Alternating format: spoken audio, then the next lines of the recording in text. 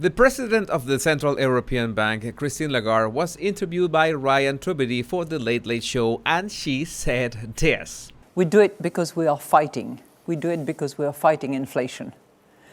Inflation has just pretty much come about from nowhere. Of course, her body language revealed much more than that, and that's what we are going to find now. Welcome back, my body language buddies. My name is Jesus Enrique Rosas. I'm the body language guy. These remarks were an answer to a question by Ryan, who asked about the interest rate increase by the European Central Bank. And the first thing that I found interesting is the choice of words of Lagarde to talk about fighting inflation. And the European Central Bank doesn't do that out of pleasure.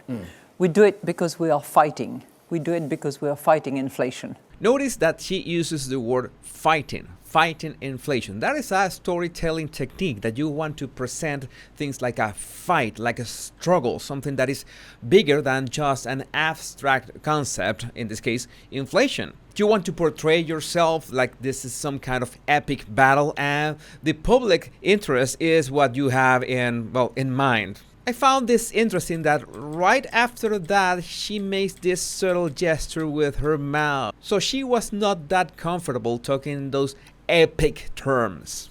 And right after that she claims that, inflation has come out of nowhere. Inflation has just pretty much come about from nowhere. We had been fighting deflation, so when prices were going down, trying to bring them to a steady level so that people knew about stability. Now let's watch this frame by frame, because this sequence has a lot of details. First of all, before she says that inflation came out of nowhere, she takes a deep breath. You can spot it that her shoulders raise, and she has this bit of a gesture again, about to say something that maybe she's not that comfortable with. She has a tense jaw, and she's looking straight into the eyes of Ryan. But before she says that, she looks away, not being that comfortable. I don't think that she was looking for the worst. I'm sure that she already knew that she was going to make these claims nowhere, because, if you know about a certain topic, and she must know about this topic very well, then there won't be much improvisations. It's something that she must have said over and over again in other interviews. Notice at the same time that she makes this gesture with her hands she's about to say it, nowhere. And she says I have no idea where this came from. And she's literally looking to the floor. It's a bit embarrassing. But then she continues, plants her elbows on the sides, and says that. And right after she says those words, you can see that there's this subtle display, a very subtle display. Look at her eyebrows. She has just a subtle hint, maybe expecting Ryan to just go with it, with what she just said. And then she proceeds to use that word again. We had been fighting deflation. These words that mark an epic battle with these abstract economic terms. And notice that this pattern, this way of talking about these terms, is repeated a few seconds later. This energy crisis is causing massive inflation, which we have to defeat. So that's why we have to raise interest rates, because we want to tame inflation, bring it back to a reasonable level so that the cost of living is not as high as it is for people. So she's using the word defeat. We have to defeat inflation, not control or curb. Defeat. We also have to talk about how she speaks of Putin. She says that, the energy crisis caused by the war, caused by Putin, is what is putting all this in jeopardy, and it's causing all this conflict, and it's causing inflation to rise. So it's important to notice this kind of gesture that she's talking about, that Putin is trying to destroy as much of Europe as he can, and she's smiling. And it's not that she's happy that Putin is doing this. That is a gesture that we usually do. That is a soft smile when we are talking to another person and we are expecting the other person to agree with us. That is just a subtle gesture. You can spot it during a conversation when someone does that to you.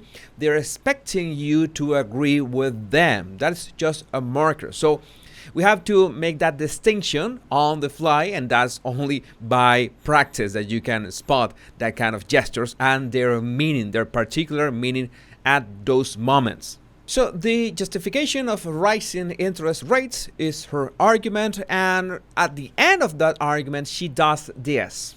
So that the cost of living is not as high as it is for people. And that's what we're doing. And on the mention of people, she says that's what it is. It's that simple. And at the same time, she just shrugs it off like no big deal. Here it comes. Remember that those shrugging things off is that, yeah, here it is. She raises both shoulders like, well, that's what we can do. And she also presses her lips at the same time, so we have our hands tied. It's all about Putin. The next signal is a tactic that I've mentioned in many videos across many topics. That is the family framework. When you want people to relate to you or try to connect in empathy to other people, you mention in any way that you have a family. Maybe you talk about your wife or your husband or your kids or your parents, or talk about your family in general, but make a reference to them. So that's when Lagarde does this. do you think about people at home, earning an honest wage, who work a long week? Are you thinking of them as well, or does it feel more an economic imperative? I think of them first and foremost. And I think of my children, I think of their friends, I think of those people who earn a living, who have tough times, whether they are employees or whether they have small businesses. And I know that it is tough, and I know it from, very close to home. So Ryan just asked her about how is this going to impact people with low incomes, people that are more vulnerable. And she claims that, they have been thinking about everyone. And the first that she mentions, she makes sure to mention her children first. And after that, the friends of her children. And then those people who earn a living, who have tough times. And I quote, "And I know that it is tough, and I know it from, very close to home." But then she says something that just breaks whatever connections she wanted to make with the public. And inflation is just terrible for all of us, but it's particularly bad for those who have low incomes, because they get hit worse than those who have high incomes. Now guess to which groups belongs Christine Lagarde. And I'm sure that you already noticed that at some point she contradicted herself on that inflation coming out of nowhere. She says, yes, this energy crisis is causing massive inflation, which we have to defeat. So first she claims that inflation came out of nowhere, and now she says that, the energy crisis, thanks to Putin, is what is creating inflation. So why didn't she say that from the beginning?